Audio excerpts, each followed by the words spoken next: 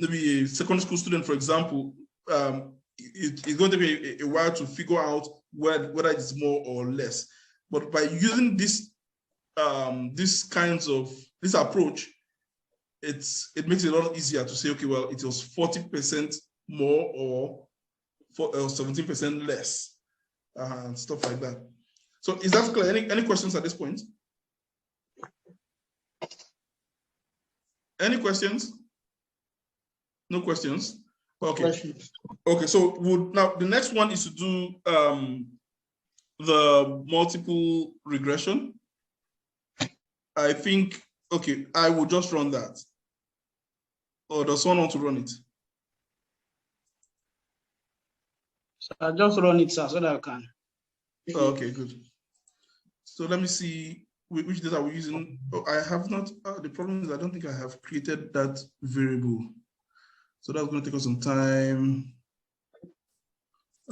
We were recording, what were we recording again? Just remind me. Ours worked, right? Yes. And we called it what? Sorry? As GT70. 70.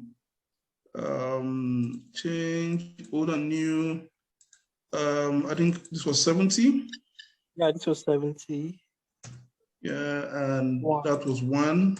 And that, and all others were 0. And that, and continue.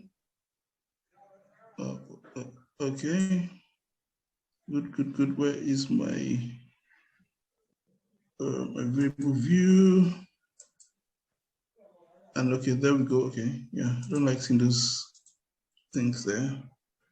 With the 0, and it's neat now. Okay, beautiful.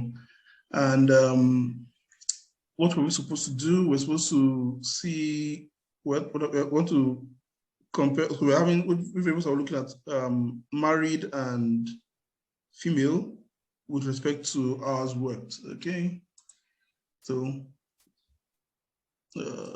analyze. So for those who didn't follow the first time, just follow me now, right? Regression. So analyze, you go to regression. We're doing binary regression because our outcome is binary. There are 2 options, either greater than 70 or less than 70, which is 0 or 1, right? And our dependent variable is what? Tell me quick. Female. Huh? Female. Dependent. Female. Dependent. Okay. Ours GT70. Ours GT70. Beautiful. And then our variable of interest is female, right? Independent variable of interest is female, but we also want to test for confounding, so, whether marriage is a confounder here. So added marriage, right? Categorical, yeah. Marriage. We want it to be the last, right? Marriage is categorical. Sorry? Okay. Yeah, both. Yeah, marriage was categorical. Oh, yeah, I didn't even check, but it should be. Yeah, it is categorical. Anyway, it is categorical. It is categorical anyway. I didn't check whether it was binary or not binary, but that's not important right now. Yeah, sorry? Sir, I have a question, sir. Sorry, yeah. What someone was saying something before you said you had a question? I said, are you using last reference category? Are you using last? Yes. I'm using last for both. I could use, it doesn't matter. I could use first or last. It's just the interpretation that will change. But let me see what your curriculum says. Okay, they wanted us to use first, so let's use first. But if you use last, it's still going. It's not going to change your result. The numbers will change, but the assumption doesn't change. So you're only comparing. So rather saying females have less odds than males, it will not go the other way around, that males have higher odds.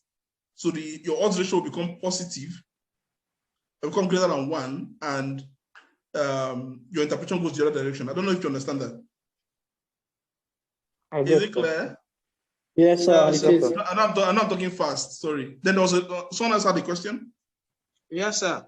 The heading of this part we are doing reads multiple logistic regression. So are we Yes. doing, we're doing binary or multiple logistic? I don't understand. Because Yeah, this so is looking like a when binary you talk logistic. multiple, it's multiple because your exposure variables are more than one. Okay. So the first time you did your regression, so it's a multiple binary logistic regression. It's binary because your outcome variable has two categories, male So or we female. can have multiple binary logistic regression.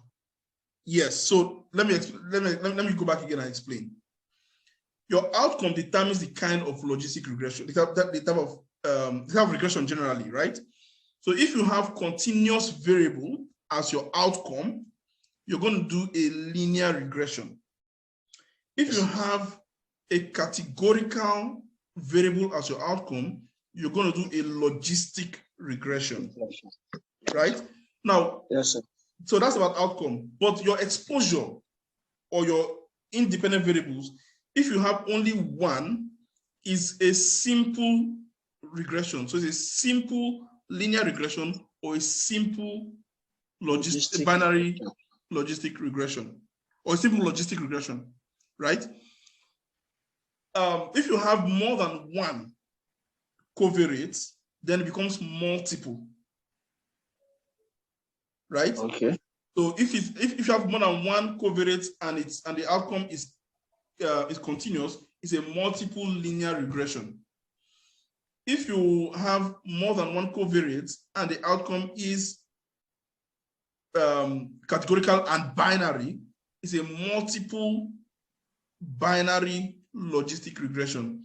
Some will also call it a multivariable binary logistic regression. They are the same thing. Okay. Right? Because here just only multiple logistic regression. You didn't say whether it's binary or not. So that's why I asked. Yes, like I said before, there are different kinds of logistic regressions, essentially three, right? Binary, if the outcome is 2, ordinal, if it's an ordinal, if it's more than 2 and it's ordered, multinomial, if it's more than 2 and it's not ordered, right? Now, in this other case, we have a binary regression because our outcome is 2, isn't it? Yes, sir. Yeah, so we use a binary regression, and often when you hear logistic regression, people assume that it's binary. But yeah, so if you hear logistic regression, most often they're talking about binary. But the important thing here is that I'm having a call. The important thing here is that you know your outcome. So your outcome variable, you ask yourself the question: is it binary? Is it ordinal, or is it nominal? Right? If it is binary, you do a binary logistic regression. If it is ordinal, you're going to select ordinal logistic regression. And if it is multinomial, if it is nominal and more than 2 categories, you're going to select your multinomial regression. But for now, we are focusing. So is there a term multiple multinomial logistic regression? Why do you like to ask why Russia invaded Iraq? So, since you said there is multiple binary logistic regression. Yes. The multiple is in relation to your exposure variables. Multinomial is with respect to your outcome variable, because you're using a nominal outcome that is more than 2 categories. That's more than 2 categories. Okay, thank you. Yeah. All right, so let's go ahead. We are very, very late. I hope I didn't miss anything just now. I can't even recall what I have done or what I've not done. I've done this categorical and da. So let's go. Okay. Yeah. So we'll just go straight to our regression table. So you can see now our regression output. What we have, so can someone give us an interpretation to this? Quick. It's still the same thing like the last time. Now, our variable of interest is still female. So what is it significant or not significant? It's significant. Yeah. So there's still that association. Yeah. For the female, it's significant, but for the married, it's not significant. It's not significant. Yeah.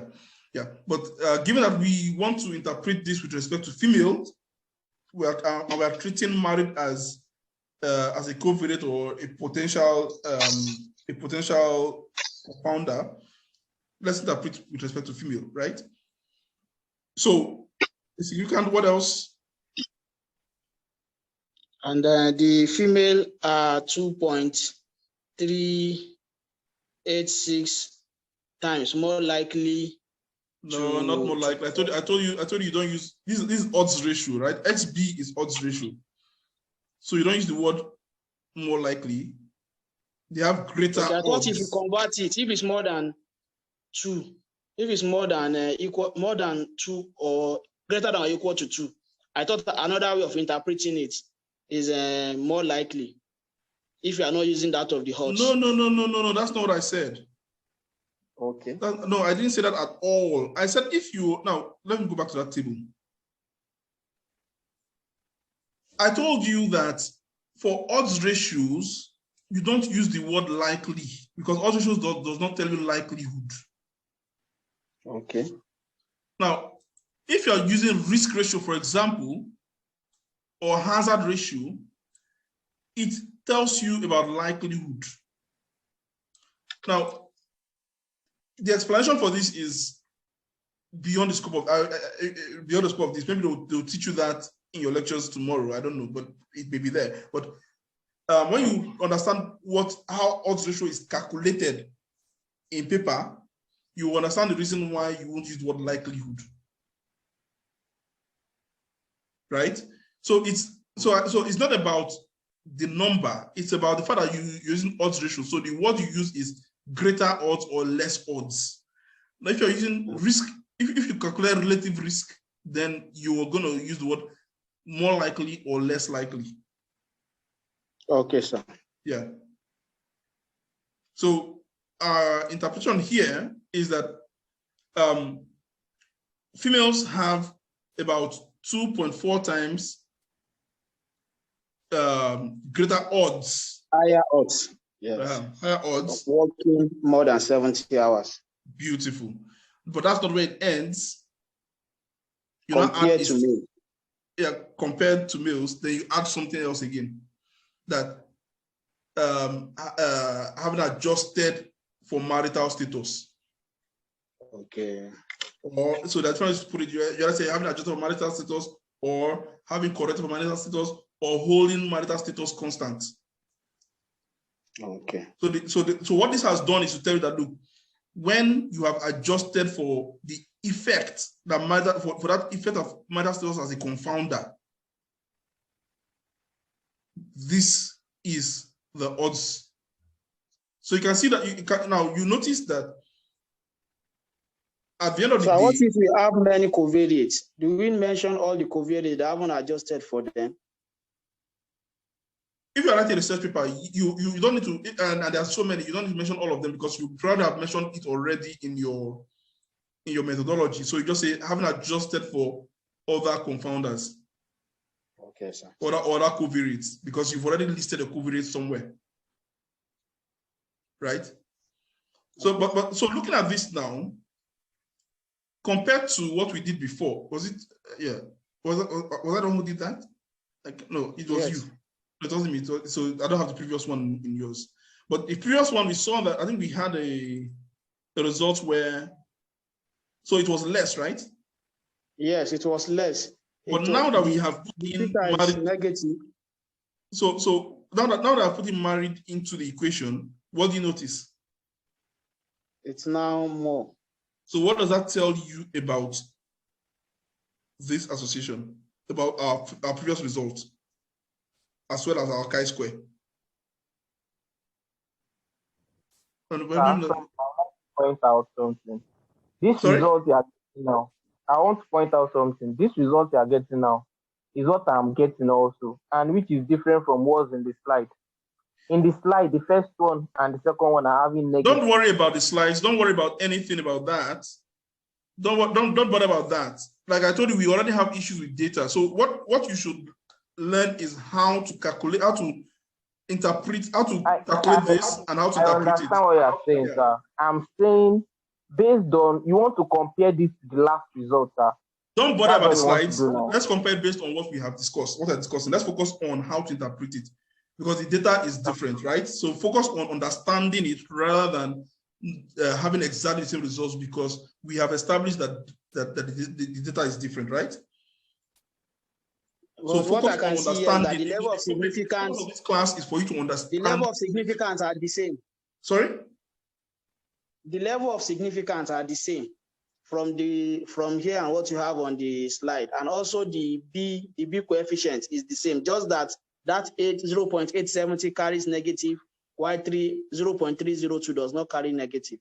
That's just the difference, and also the difference in the exponential. So you are drawing us back. Others. You are drawing us back. Okay. I said forget about the difference between what is on the slide. Because of one of time, we have said that the data set may be different. What we want you to do is to understand how to calculate this and how to interpret it, irrespective of what comes out. Because if you have your own data set, it is not going to give you the same result exactly, right? So you need to understand how to interpret a result when you find it. That's what I'm trying to teach you.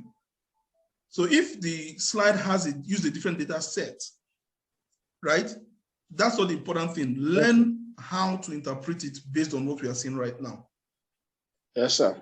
So that's the take home. Don't bother about, we already found that the data sets are different. So that may have affected the results we are seeing, right? So don't bother about that. Let's focus on learning how to perform the regression and how to interpret it.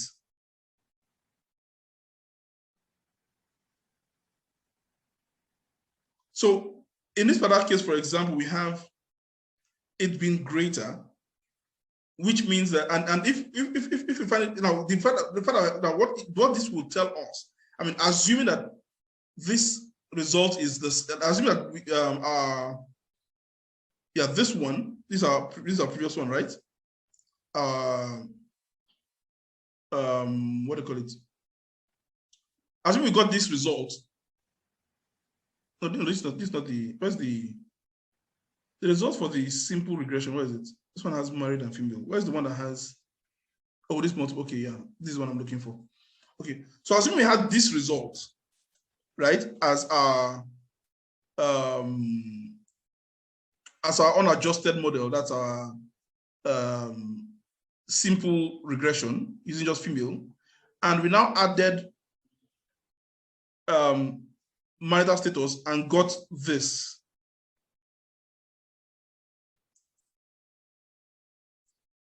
And you saw that the direction has changed. What does that tell you?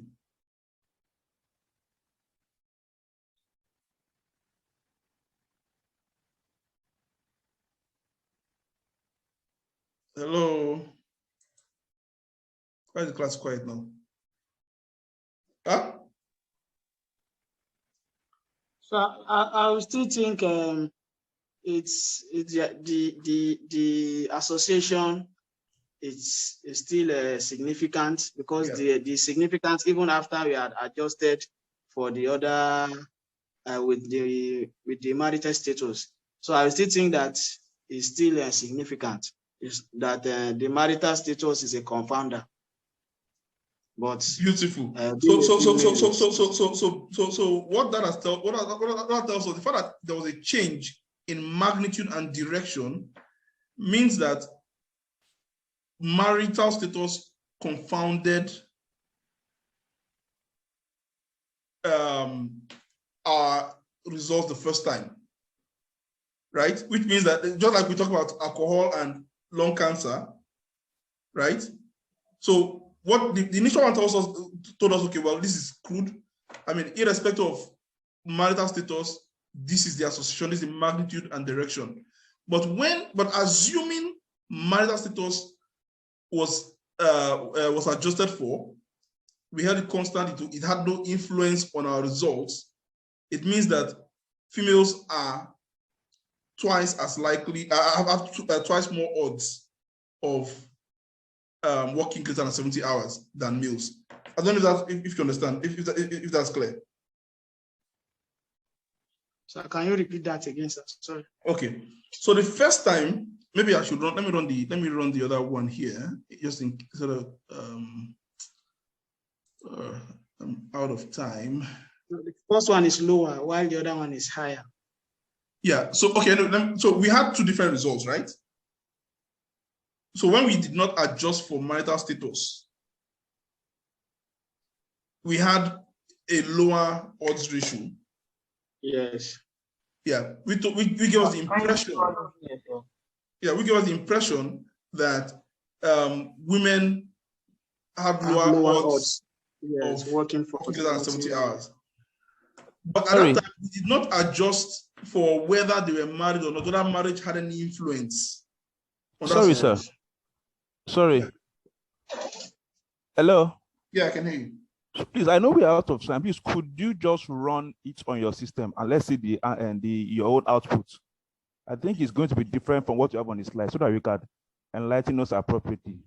See, no, it doesn't make any difference, because even if you get a different result, all that it confirms for us is that your data set is different from my data set, which is not the purpose of this class. We've already seen from the other ones we tested that there were two different data sets here, and that when we did the chi-square test, some of you got the different result until you changed the data set and got a different data set. So let's not focus on the data set. Let's focus on how we can understand how to interpret these things. Right? Because yes, if you interpret correct, irrespective of the data set you have, you will understand the results. That's what I'm aiming at, not on you checking the accuracy of your data set.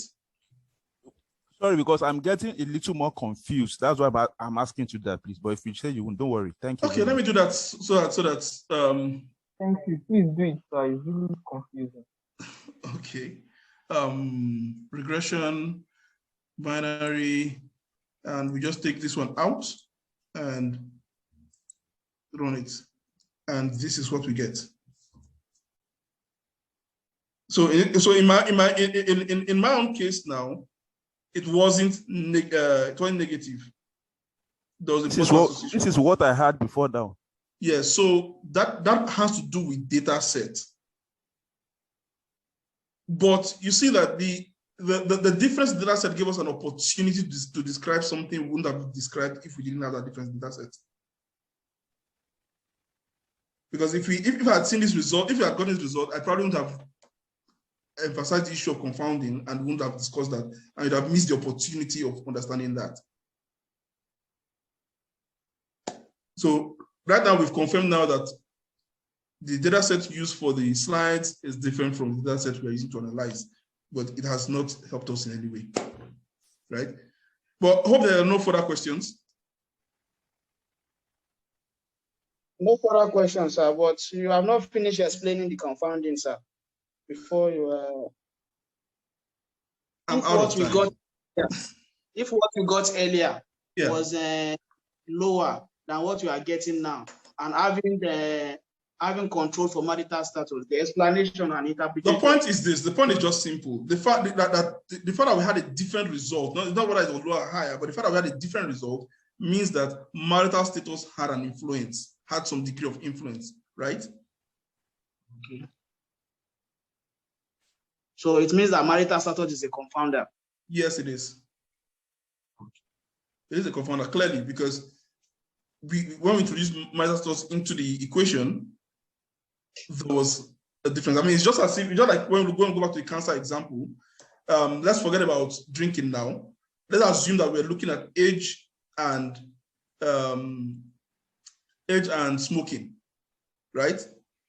Obviously, we know that age has an association with cancers, right? And smoking has an association with cancers, right? Now, older people are more likely to have cancers, and people who smoke are more likely to have cancer. But if we look at one of them, for example, age alone, for example, it may give us a wrong impression about the magnitude. Now, the odds ratio may be higher or lower than it actually is. Right? Yes, sir. So my question now is that, sir, what if you now control for other covariates that are much and the value now change? How do you now interpret it? Since yes, because you are adjusting for these factors to give, so you interpret it the same way. I mean, if you have more, I think I mentioned this before. You say you have adjusted for other covariates, right? Because once you're using bivariate, you're looking at just two variables alone. The likelihood is that the association you're seeing is not likely to be the true kind of association, and that's the flaw with chi-square, right? Because I mean, one thing you may also note, one other thing you may even find in some other analysis. Let me see whether it affected this one. Let me see. Okay, this one is still significant. In some, you can, by the time you run your multivariable analysis, you might find that it is no more statistically significant. So now the significance you saw, just like the case of alcohol and lung cancer, the significance you saw was not because of lung cancer or not because of alcohol, but because of something else. So if, for example, we ran this model with alcohol and lung cancer and we saw this result that we're looking at down here, and then we ran it again this time around and we made it multiple logistic regression, and we found and we added what's it called, smoking to it. This p-value may change to become not significant because the true association was not with alcohol, it was with something else. So our finding now becomes that we now fail to reject the null hypothesis that alcohol is associated with lung cancer. So we should concentrate on the level of significance in both the bivariate and the multivariate analysis. We concentrate on everything, not just we've looked at. There's time is I wish I had all the time, but in analyzing anything like we spoke last week, you're looking first of all at you're looking at magnitude and direction, right?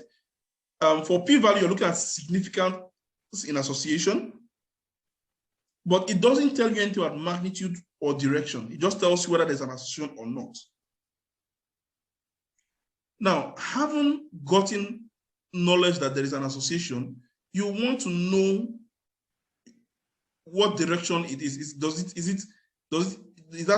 increase, or does it increase the outcome, or is it protective against the outcome if the outcome is a disease? Right? Now, you also want to know by how much, which is the magnitude.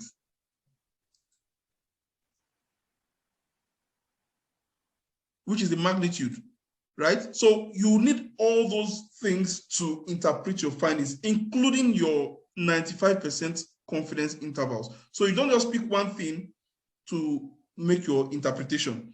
Let me see. Let's see what the slide discusses. I think the slide gave some further details. So this is your multiple. So as usual, the coefficient is there. Your coefficient. Okay, minimize. So you have a coefficient which we all understand. We got our odds ratio, which we all understand. In their own example, the odds ratio was less. We infer that the odds of working greater than 70 hours was that times, which we all understand. So you can see what they did first of all. First of all, they interpreted in terms of odds ratio, right? And they talk about the magnitude and direction of the odds ratio here. And then they also use the p-value. So you don't just use, your result is not just about one thing. It's not about whether it's significant or not significant. It's about everything, all indicators. Is it significant? If it is significant, by how much and in what direction? I don't know if that's clear. No, sir. It's not clear? It's clear. Okay. Is there anybody who still isn't clear?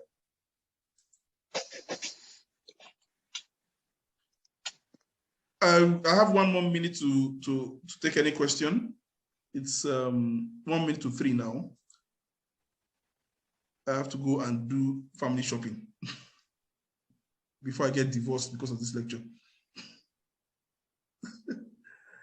Hello, any question? No questions. Okay. So yeah. So this will be recorded. You can be able to go through it. And thank you so much. Have a nice weekend. Thank you, sir. Thank you for the lecture. All right. Thank you. Sorry for the rush. I'm so much in a hurry. Thank you, sir. I slept off. I woke up. I continued. Thank you, sir. Thank you for your time. All right.